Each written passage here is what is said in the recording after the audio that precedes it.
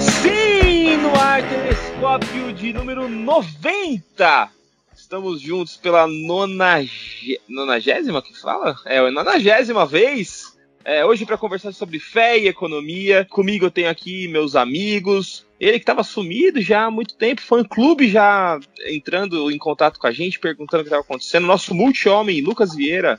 Como é que tá, Lucas? Tudo bem? E aí, boa noite, galera. Tô de volta, tudo ótimo. Tá de volta, a pergunta é se é em definitivo. Estamos em definitivo ou é temporariamente? Estou em definitivo de volta. Temporariamente. Estou definitivamente, temporariamente de volta. Isso aí. E também, nossa querida, também depois de um longo e tenebroso inverno, volta à casa do pai, doutora Andréia, tudo bem? Tudo bem, oi gente. Também não foi tão assim, eu não participei do último. Não foi tanto tempo assim. É que a saudade é muito grande, parece. Eu também tô com saudade de vocês, tô com saudade de todo mundo. E para conversar conosco, nosso especialista, nosso convidado, nosso querido Bruno Reikdal, que eu espero não ter falado o nome dele, certo? Bruno, obrigado por ter aceitado o convite. Se apresenta aí pra galera.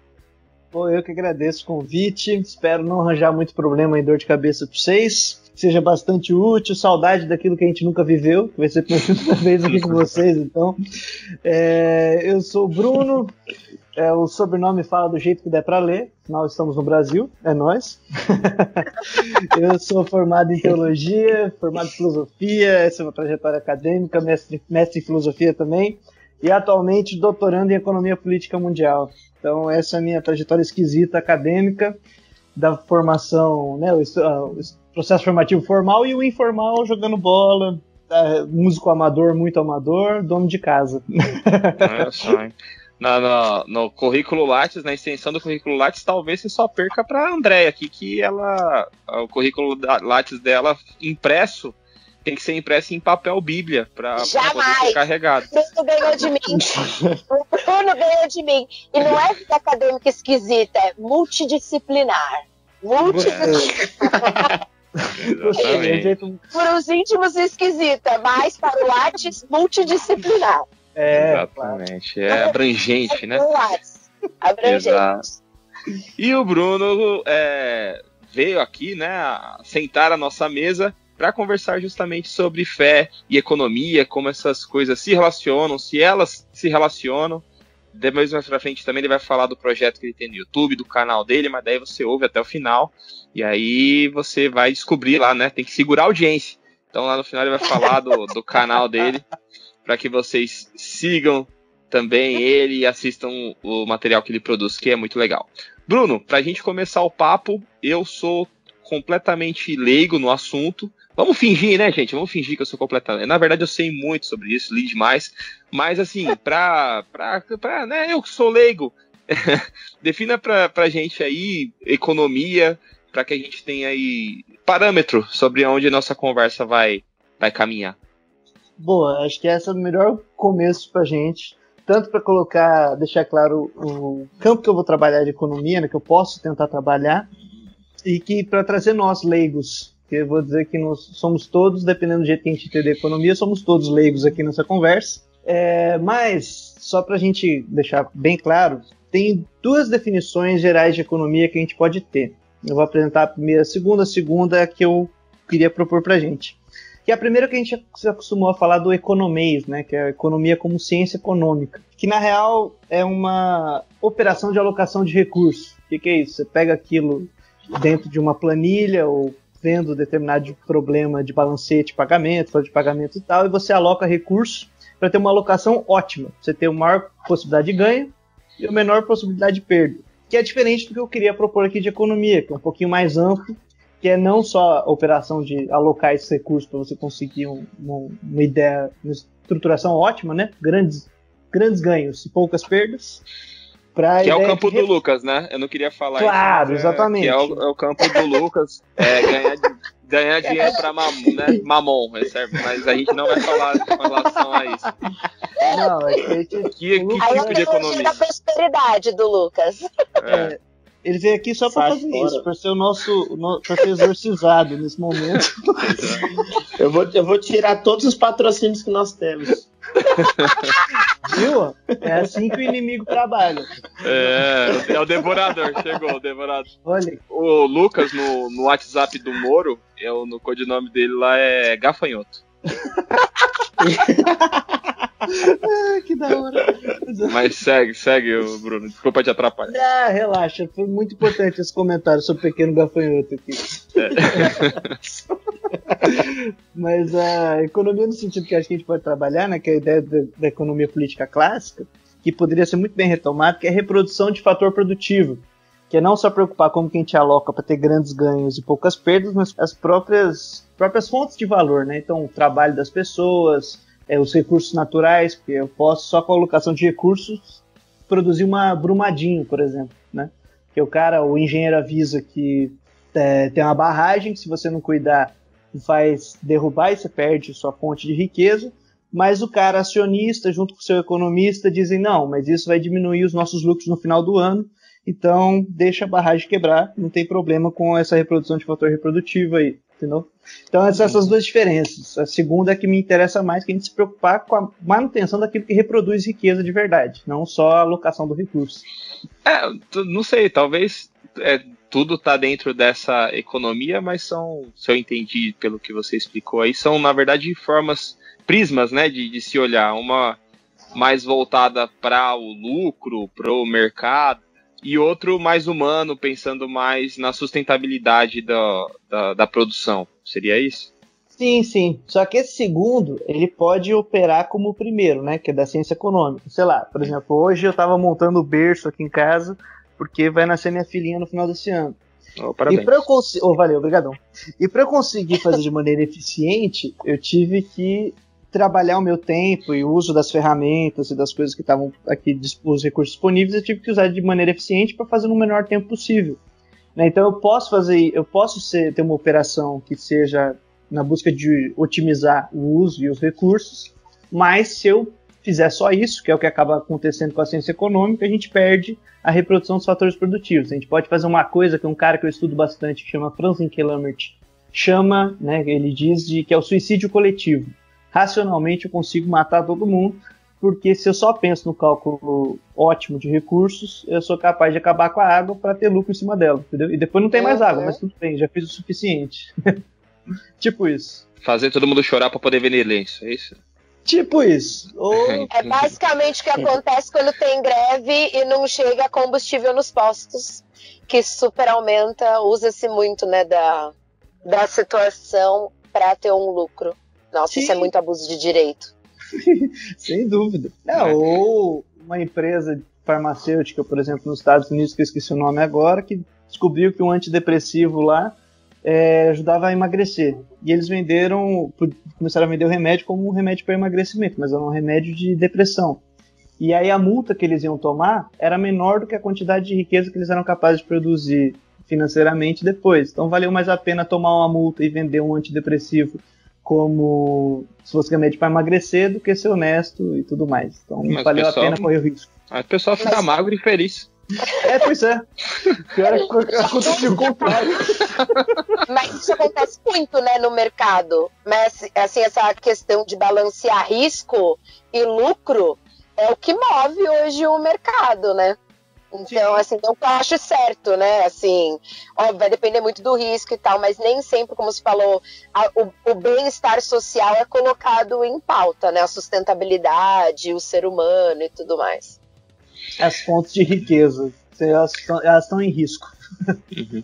E, Bruno, você falou que é formado em teologia e filosofia e está fazendo esse doutorado aí bem bacana. E, aparentemente, esse seu olhar para a economia é mais voltado para esse viés humano, né?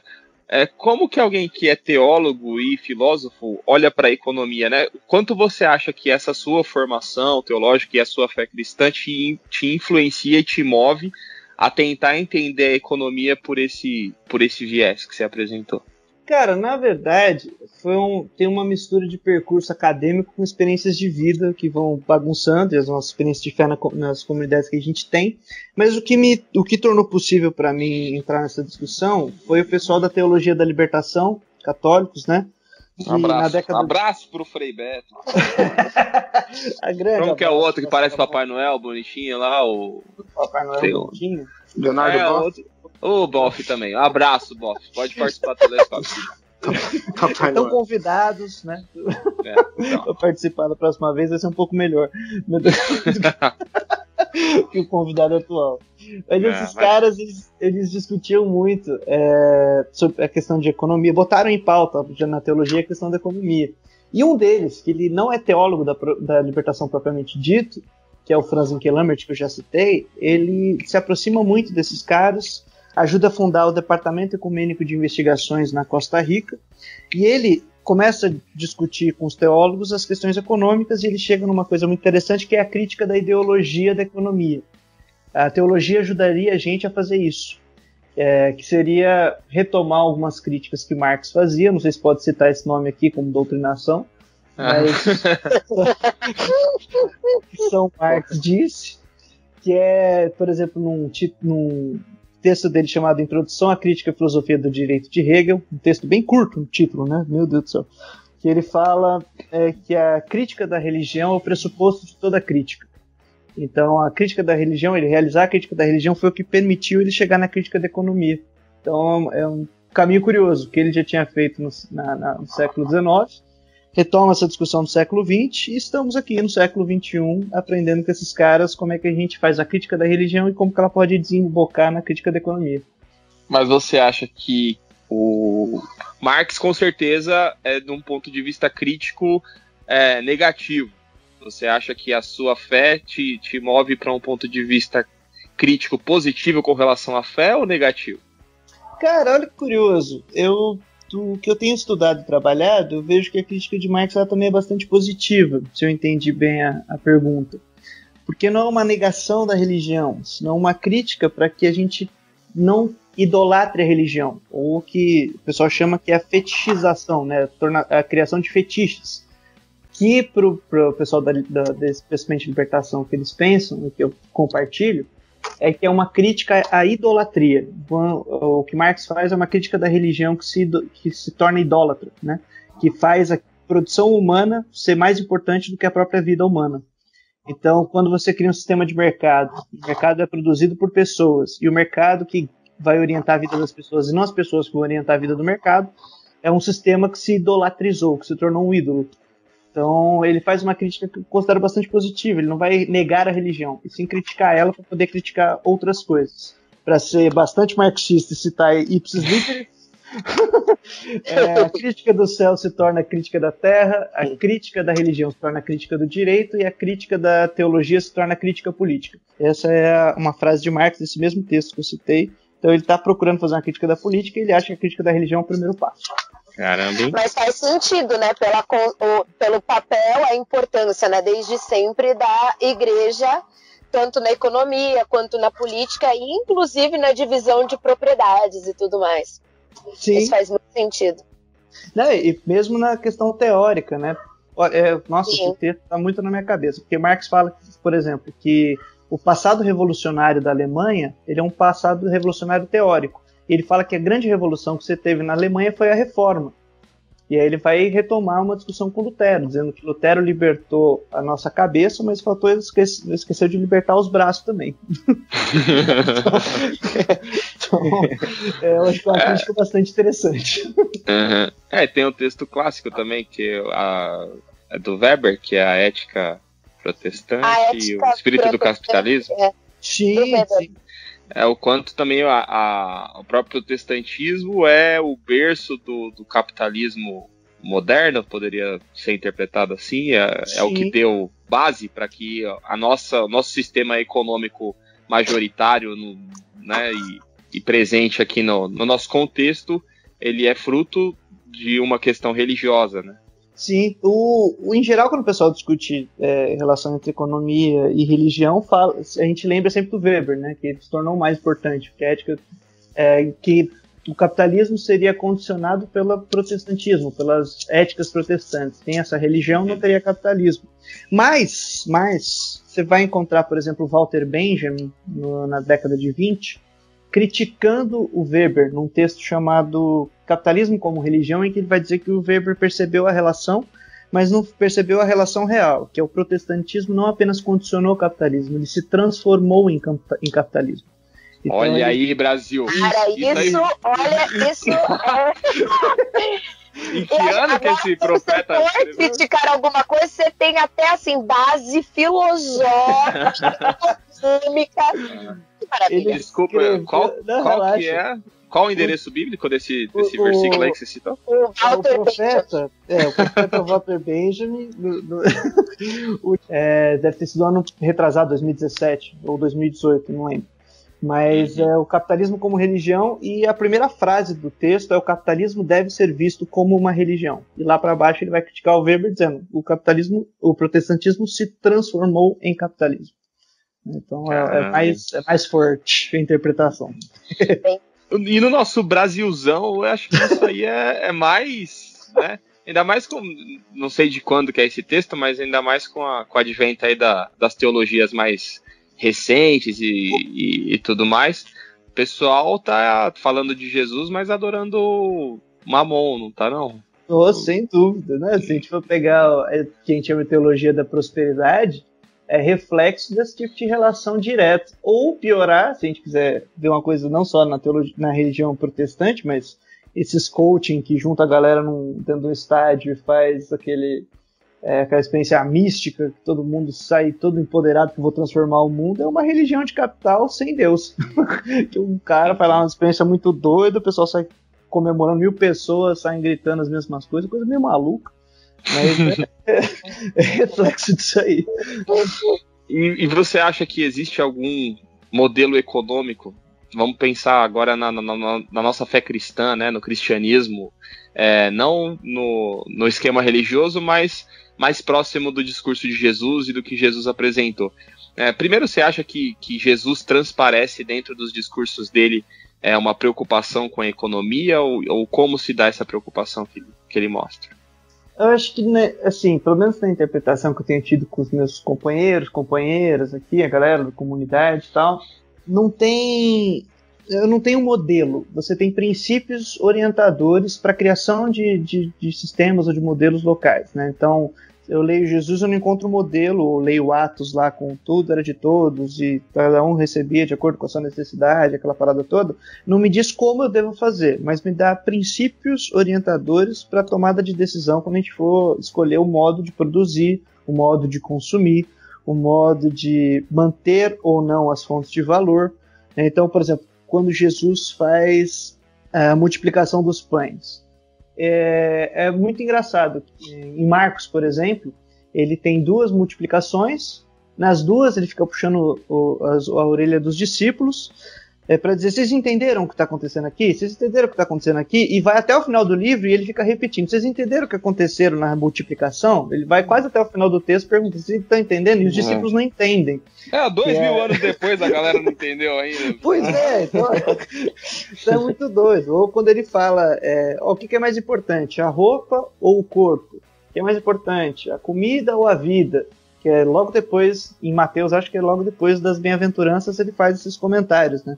Que é mais importante o quê? E a resposta fica a nosso cargo para dizer: é a vida da pessoa, não a roupa que ela tem, é a vida da pessoa, não que tipo de comida é melhor ou pior que o outro. Ou ainda, quando os discípulos estão morrendo de fome, que ele fala: pode pegar as espigas aí que estão no campo, que nem é deles, quer dizer, eles invadem uma propriedade, pegam a comida, come.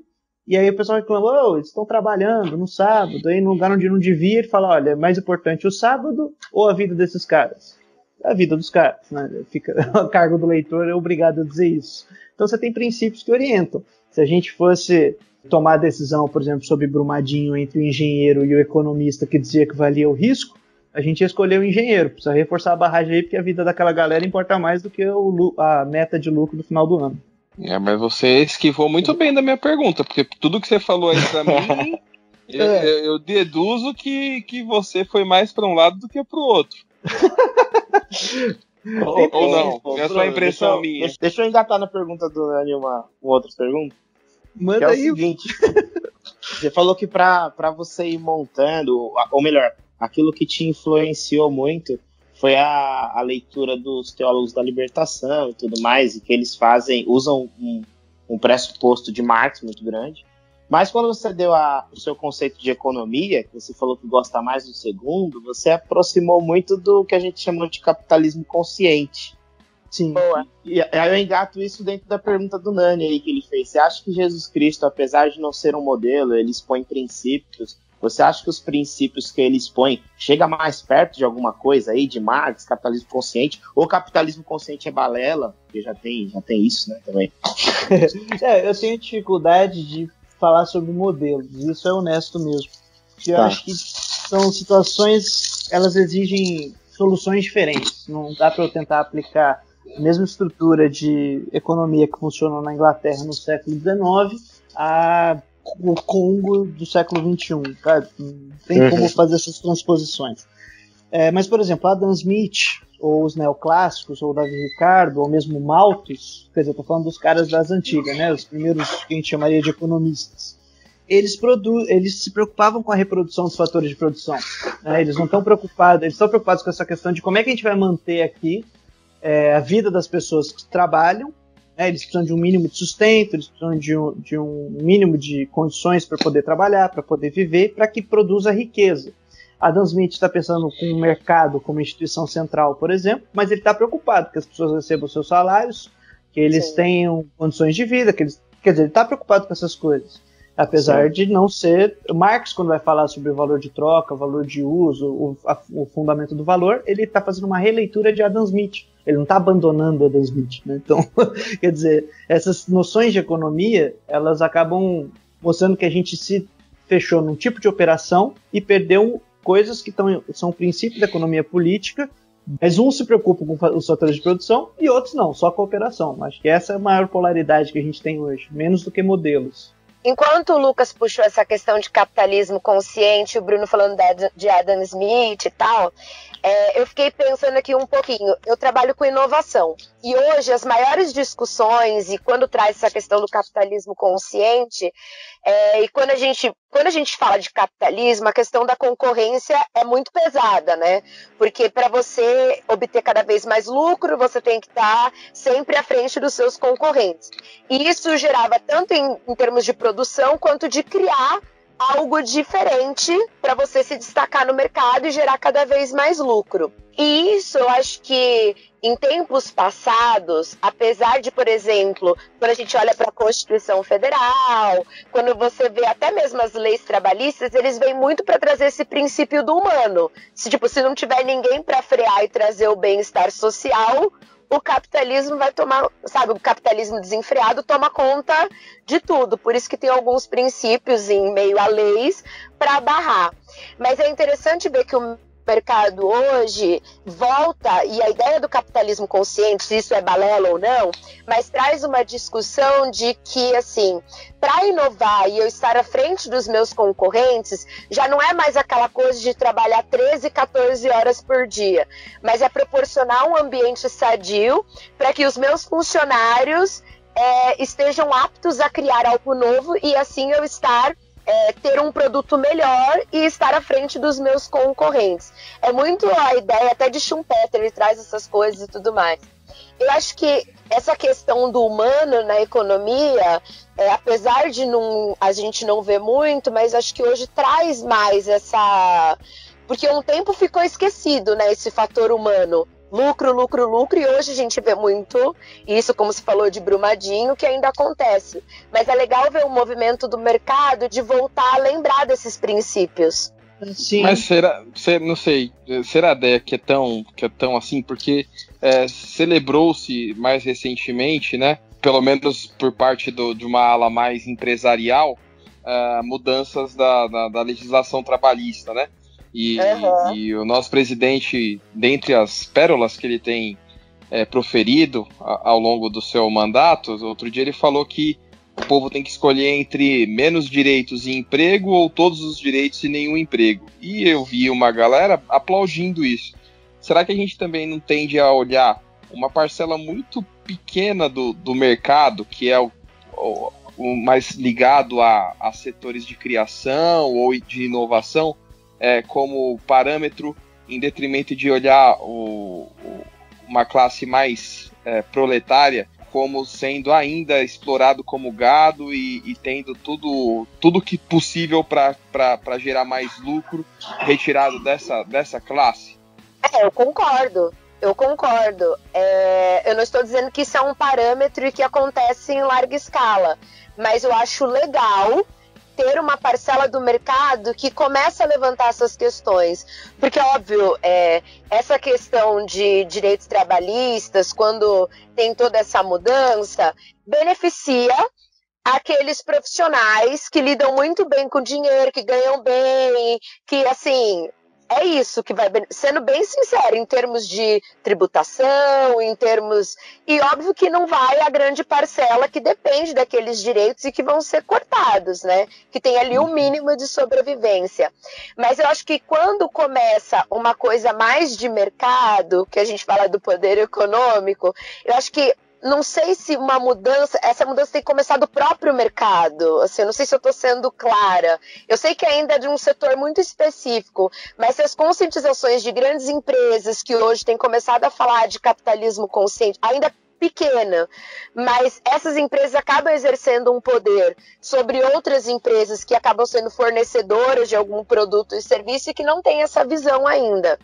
Eu falo, por exemplo, no escritório que eu trabalhava, a gente tinha todo um projeto de diversidade e inclusão. E a gente começou a perceber que pelo governo que a gente tem, pela sociedade, um ambiente diverso às vezes é um pouco difícil, inclusivo. Mas quando o próprio mercado começa a exigir isso por meio de contratos, por exemplo, de seus fornecedores e parceiros, isso tende a dar uma modificada.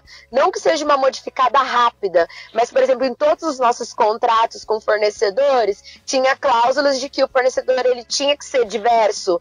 Enfim, acaba que o próprio mercado vai moldando o mercado. Eu posso fazer um comentário, cara? Sério? Não, eu ia fazer um comentário que é o seguinte, que às vezes quando se fala, como a gente está habituado a falar sobre modelos, sobre oposições, ainda mais agora na reforço de discursos muito polarizados, no sentido ruim do termo de polarização, a gente perde uma noção que é o seguinte: o mercado não é uma produção do capitalismo. O mercado é uma instituição humana para trocas que antes tinha uma determinada função, que no capitalismo ganha uma centralidade muito grande e que se torna a instituição suprema. E é esse o problema, né? Que tudo deve ser referido e deve ser aceito ou rejeitado por meio do mercado. E ele tem uma lógica de funcionamento, que é quais são os dois critérios que você tem para funcionar dentro de mercado: ser eficiente e ser competitivo. Você testa a sua eficiência na competição. E isso está fundado numa noção que é muito religiosa, vamos dizer assim. Tem um processo longo. Se vocês quiserem trocar uma ideia, a gente pode passar, senão eu vou acabar engatando aqui numa terceira. Não, mandava. Então, beleza, vou mandar. Vou pegar Weber, por exemplo. Weber tem a definição do que é ser racional. Ser racional tem dois tipos de racionalidade. A ação racional instrumental, que é a coordenação de meios para atingir um fim, né, que seria, por exemplo, se a gente fosse fazer a divisão desde que a gente está utilizando no começo dessa conversa, estaria ali para a ciência econômica. Eu coordeno meios para atingir o fim já está determinado, que é a obtenção de lucro, por exemplo, né, ter uma obtenção ótima. E tem a ação racional valorativa, que é aquela que não está fundando em nada, além da própria idiosincrasia ou preferência do sujeito, né? Então, sei lá, eu acredito que é muito bom que a gente cuide da natureza. Weber poderia colocar nesses termos. E como você não prova isso? Não, eu acho que é bom. Estaria fundado numa preferência e não numa demonstração racional, porque o racional seria, propriamente dito, a coordenação de meios para atingir fim. Isso está na nossa cabeça. E a gente coloca, tipo, preferência é uma coisa menor, crenças é uma coisa menor, e racional universal e todo mundo deve submeter é a coordenação de meio para atingir fim. Mas essa coisa é muito doida porque não tem nenhuma regra para determinar qual é o fim, qual fim que a gente quer. Então o fim ele pode se dar na seguinte metáfora: duas pessoas estão em cima de um galho, numa árvore na beira do abismo, e eles decidem ver quem é o mais eficiente na hora de cortar o galho. O cara corta com muita eficiência, ele utiliza muito bem os meios para atingir o fim, só que ele cai no abismo e morre. É irracional. Mas como eu não tenho nenhum critério para determinar o fim que não seja a própria ação ser eficiente e competitiva, eu sou capaz de destruir ou de matar a vida que poderia desenvolver qualquer outro projeto. Seria o suicídio coletivo de novo, né? Então, o mercado funciona dentro de uma racionalidade que é a coordenação de meio para atingir fim. E o fim está determinado, que é lucro.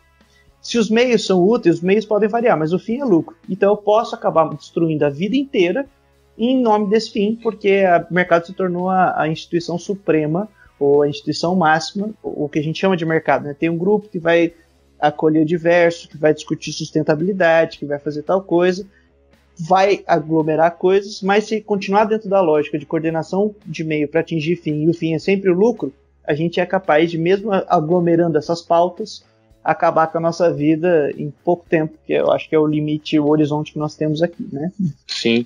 E deixa eu te perguntar, essas questões de economia, né, como você citou aí a nossa amiga polarização, que está sempre presente aqui nas nossas discussões, né, mas a igreja abraçou como um tamanduá bandeira essa polarização, e aí você vai ter uma ala mais conservadora ou liberal, e que demoniza a esquerda e o comunismo, e isso aí é coisa do diabo. E você vai ter o oposto, obviamente, que adora citar Jesus como um grande comunista, hippie, e vai falar que o diabo é o pai do liberalismo.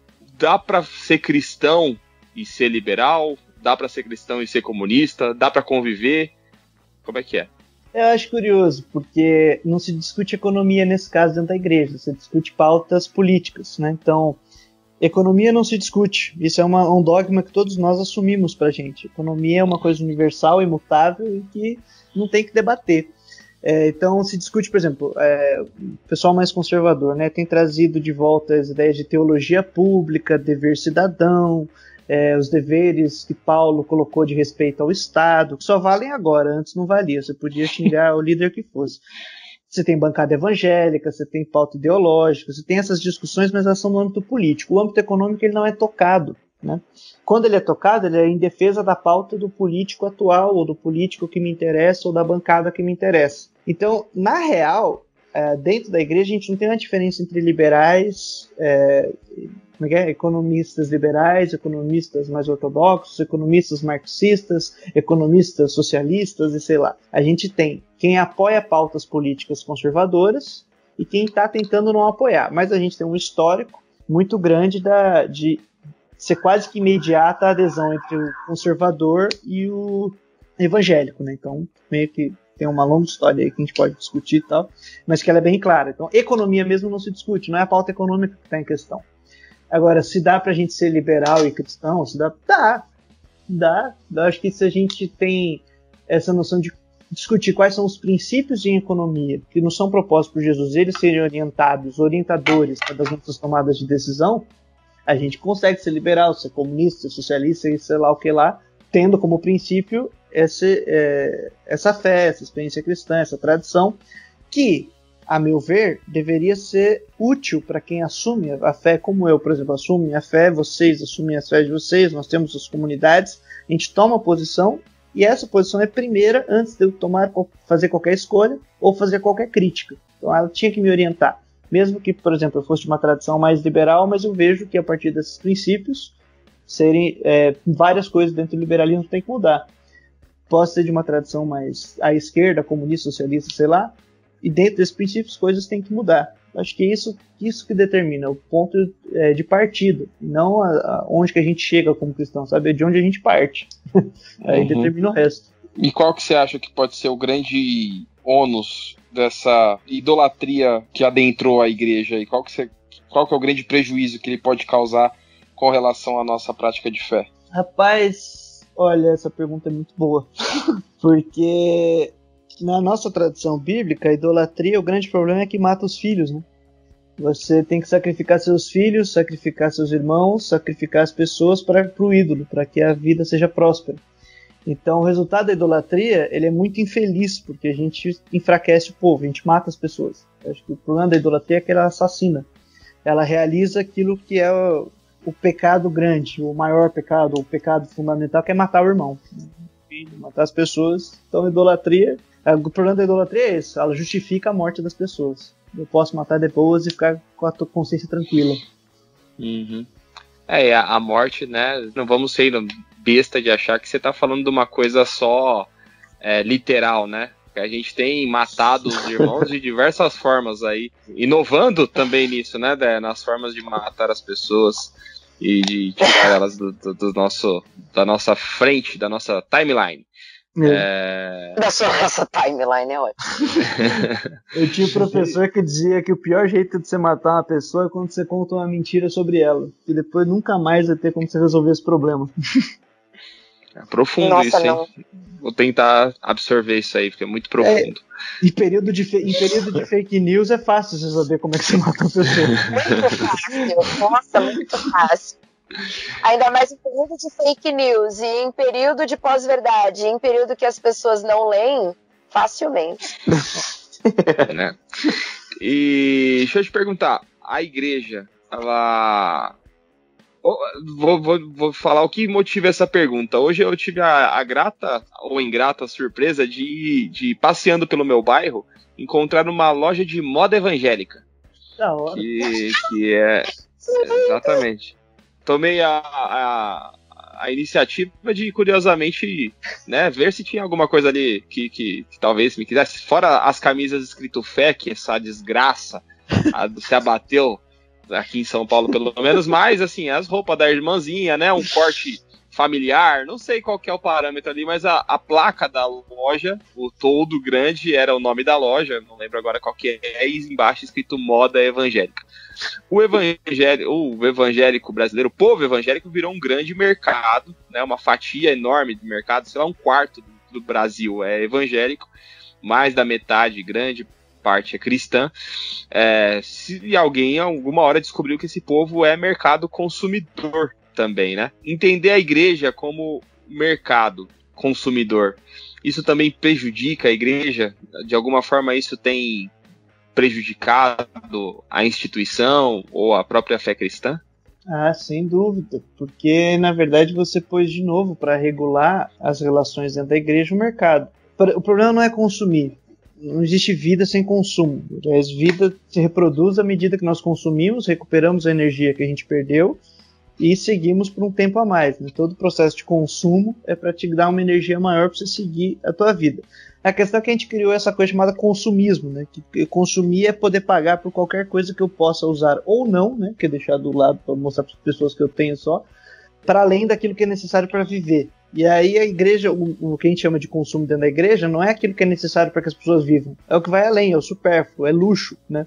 Então é roupa, CD, música, DVD, lencinho que fede com o suor do pastor, sei lá, essas coisas que tem de conteúdo que o cara compra, gasta uma grana, que é um consumo desnecessário, supérfluo, excedente. E aquilo que seria a função da igreja, que é cumprir para que todas as pessoas tenham o necessário para viver, para manter-se em vida, desfrutar da vida, a igreja não necessariamente cumpre com esse papel, porque ela tem outra coisa mediante suas relações. Ela está preocupada, por exemplo, em medir quantos membros tem, qual é a expansão que a igreja vai ter, quanto de dízimo vai entrar, indicador se a igreja está sendo próspera ou não é quanto ela ganha de dinheiro, quanto que ela aparece no mercado, quanto que ela aparece nas redes sociais, quanto que a mensagem do pastor reproduz. Então a gente colocou até dentro da igreja, como mediador das nossas relações e tudo mais, a instituição mercadológica. Então isso é um assassinato contra a nossa própria fé. Jesus ficou tão puto com isso que derrubou as banquinhas da galera. Era uma das cenas mais legais, hein, cara? Pois Jesus putaço na barraca da galera. Pô. Eu posso deixar a cena mais legal? Pode, fala aí. Pois é. A Record fez alguma novela, deve ter tido essa cena clássica. Não, né, mas deve ter feito errado. Com certeza. Deve ter feito errado. Porque quando eu era moleque, eu ainda tenho cara de moleque, voz de moleque, mas quando eu era de verdade, quando eu era moleque, eu tinha muita dificuldade de entender como é que Jesus ia virando as barracas e a galera que tá lá, tipo, cambista, não voltava e sentava a mão na cara dele. Porque, tipo, se eu fosse um cara, sou do mal, sou malandro, o cara vai virar minha barraca, eu viro a mão nele. Então eu falei, como é que os caras não se revoltaram? Mano, Jesus era carpinteiro, velho. Ele tinha os braços forte, cara. O pessoal fala Jesus loirinho, bonitinho. Jesus era periferia, maluco. Ele era forte, velho. Aí, que pra mim, que ficou claro depois que eu fui ler com uns adolescentes lá na minha comunidade, e a gente nunca tinha ido pra Jerusalém. É a primeira ida dele. Aí ele entra na cidade com a galera que tinha acabado de fazer aquela entrada triunfal lá, Osana nas alturas, sei lá o que lá, que é o povão da quebrada, da periferia, das cidades pequenas, afastados, que estão pra fora dos muros. Essa galera entra, faz um fuzuê. Aí no texto diz que o pessoal da cidade falava, mas o que tá acontecendo? Aí Jesus tá aí. O pessoal, mas quem é Jesus? Tipo, o pessoal da capital nem sabia quem era o cara. E ele vai com essa galera, com a multidão, pra dentro do templo, entra no templo e sai virando as mesas. Aí eu entendi. Porque ele tá numa manifestação com trocentas pessoas, entra no templo e vira a mesa, aí todo mundo falou, nossa, caraca, mano, essa galera vai tacar o fogo em tudo isso aqui. Acho que o próprio cara que era cambista virou a mesa dele e entrou na galera, derruba aí o resto também.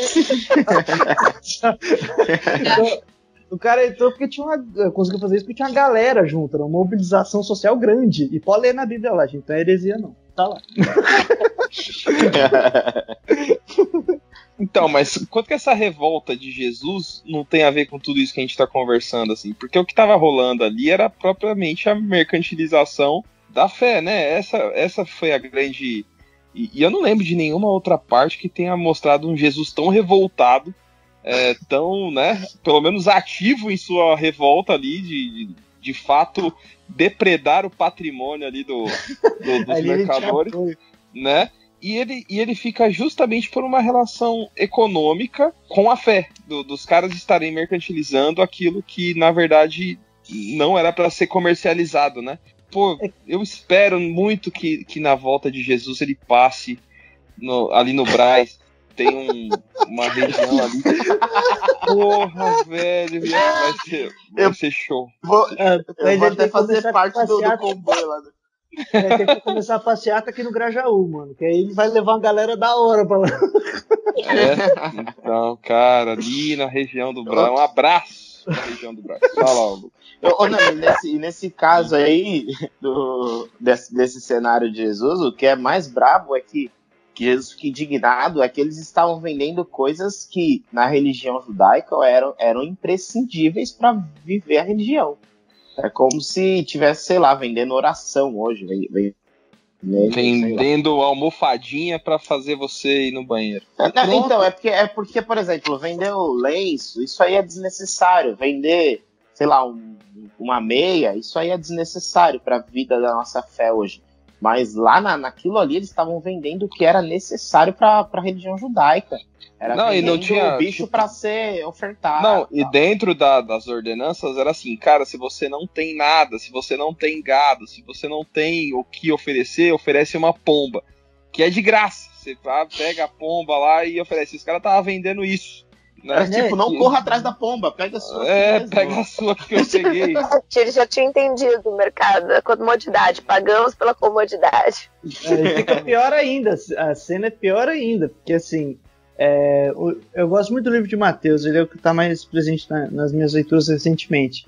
Mas no começo do livro, o João Batista aparece lá, né, batizando a galera, e a galera que tá com ele é só pobre, pé rapado, doente, todo mundo que não podia ser perdoado, né? Porque não tinha grana para poder pagar pelo sacrifício.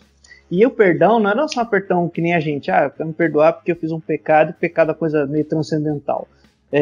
Não tem divisão entre Estado e religião, Estado e igreja. O cara que é chamado de pecador é criminoso, ele não tá em dia com a sociedade, ele é um marginal, literalmente. Mas isso aí não acontece hoje em dia, não? Sim, não, do mesmo jeito. Aqui fica pior ainda, porque o cara que tá lá com o João Batista, que João Batista só dá um banho nele no Jordão e diz, olha, os crimes que você cometeu, a tua vagabundagem, o pecado, sei lá, você ser considerado um pária social, tá resolvido com banho. E isso que deixa os fariseus putos. E que ele fica mais bravo que os fariseus ainda, porque, olha, onde vocês estão? Vocês são uns hipócritas, que vocês cobram pra essa galera que não tem como pagar o sacrifício, para eles poderem ser perdoados, ser descriminalizados. E quando Jesus vira as coisas no templo lá, ele está seguindo essa mesma linha de mensagem. Que é tipo, vocês estão cobrando para os caras deixarem de ser marginalizados. Vocês estão cobrando para os caras deixarem de ser considerado pecador, criminoso, fora da lei, menos gente, né? É uma barreira para as pessoas poderem ser aceitas socialmente. Então, realmente, o cara... Aquilo ali não era só o dinheiro o problema, é que o dinheiro separava quem pode ser aceito como pessoa e quem é cretino vai continuar como marginal aqui na nossa sociedade. E hoje em dia, eu acho que tem os plus, né? Porque, né, se nesse momento aí comercializava-se em busca do perdão, hoje comercializa-se em busca do benefício. Bênção. Da bênção. Que eu acho que é pior ainda, porque o cara comercializa uma coisa que não é nem dele. Engraçado. Nem tem o produto. É um estelionatário desgraçado. É quase uma feitiçaria, um negócio meio macabro. Exatamente, é isso. Eu tenho um comentário pra fazer. Desse lance de que a igreja ela deixou de cumprir a função em relação ao cuidado com os necessitados para ter o que é supérfluo. Isso é tão forte, que a gente vai deixando aquilo que é necessidade, vai abraçando aquilo que é só um desejo, que é só um senso de bem-estar, que as próprias pessoas que estão servindo a igreja, os pastores, os músicos e etc., eles vão entendendo qual é essa lógica de mercado e vão se fazendo mercadoria. Eles vão se transformando em pessoas que são, não sei como é que fala isso, vendáveis, vendíveis, sei lá. Ele vai se transformando em mercadoria porque ele quer que cada vez mais as pessoas possam consumir do produto que ele produz. E como se não satisfazesse apenas criar um produto, ele mesmo se torna um produto. E isso é muito bizarro. Há um tempo eu tive uma aula de narcisismo pastoral e falava disso, o quanto os pastores têm tentado se tornar um produto para que eles sejam vistos e as pessoas queiram consumir dele, fazer dele um mercado, uma mercadoria, e os pastores adoram isso é bizarro. E isso tem feito um mal gigantesco para a igreja evangélica brasileira. E falo brasileira porque é o que eu conheço, né? Basta ver a quantidade de igreja e essas mais da teologia da prosperidade, o quanto essas igrejas têm o seu líder como o garoto propaganda, né? Eles estão na placa da igreja, eles estão... Outro dia tinha uma que o cara tava soltando magia com a mão, assim, que eu vi, fazendo oração. Um Hadouken da bênção, assim.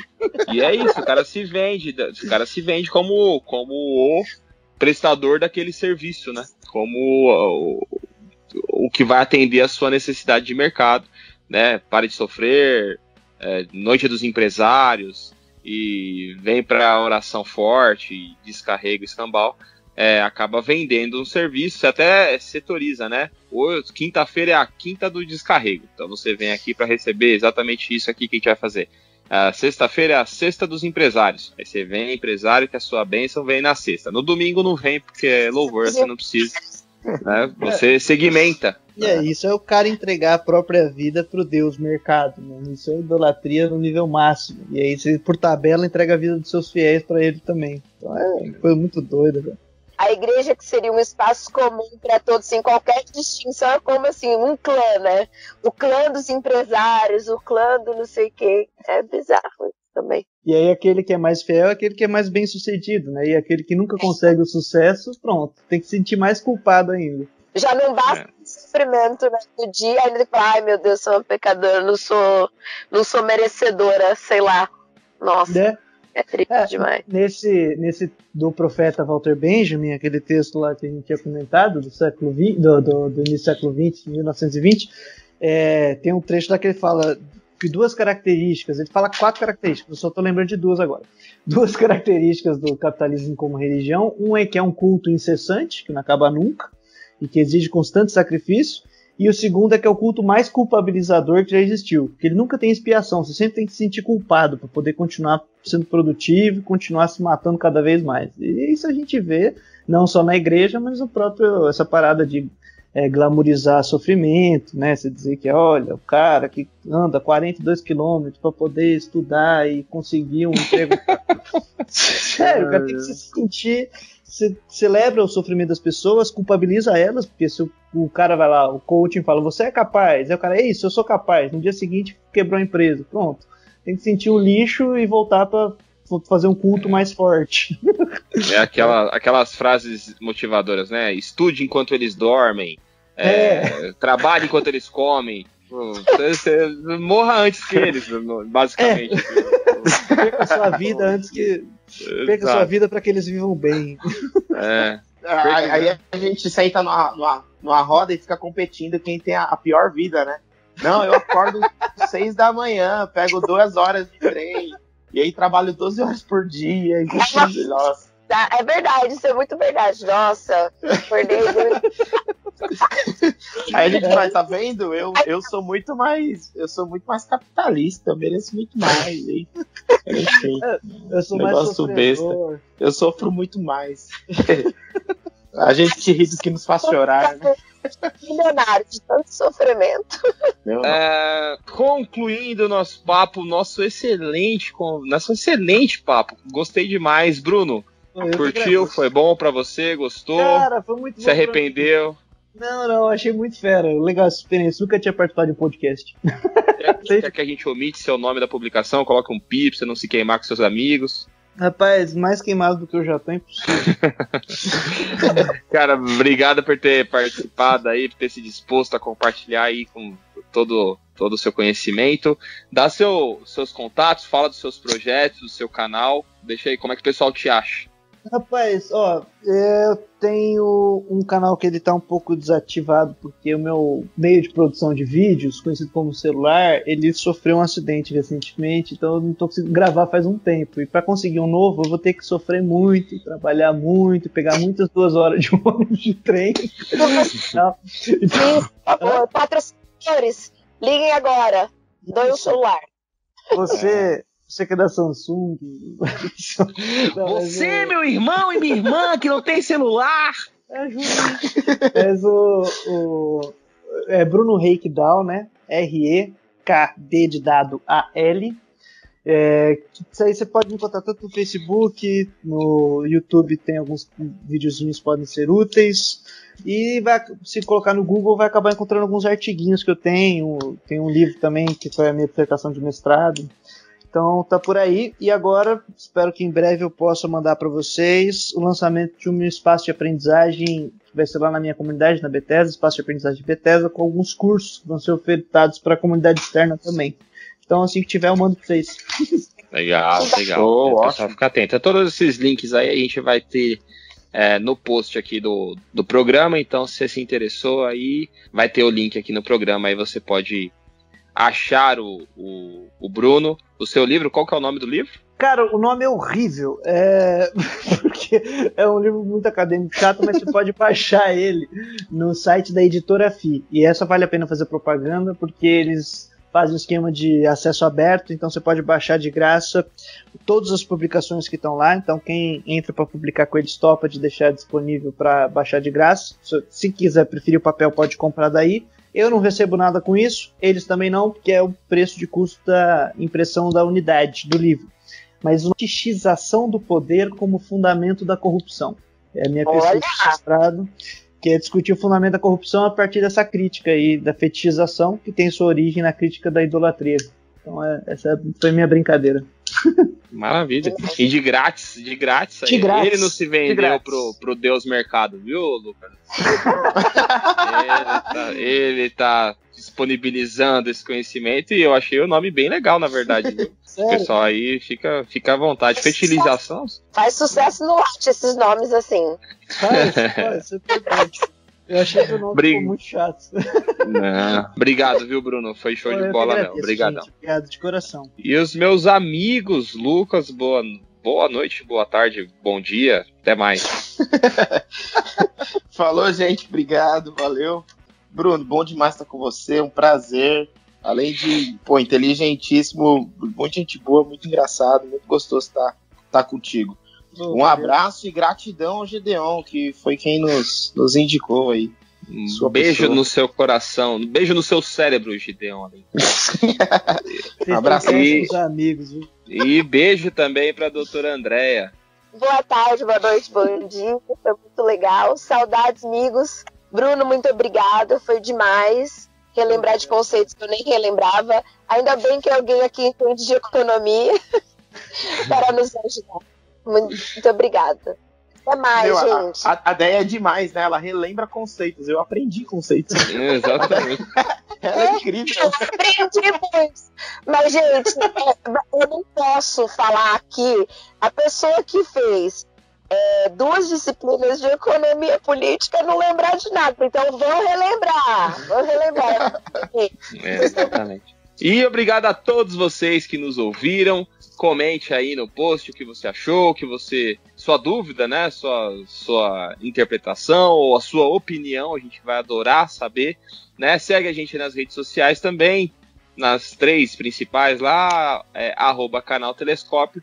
Siga também o pessoal da Crentaços, nossos queridos que nos recebem, que nos abrigam nas redes sociais sempre, @Crentaços. Todo dia 10, um episódio novo. A gente se vê no mês que vem. Telescópio, pés no chão, olhando pro alto. Tchau, gente.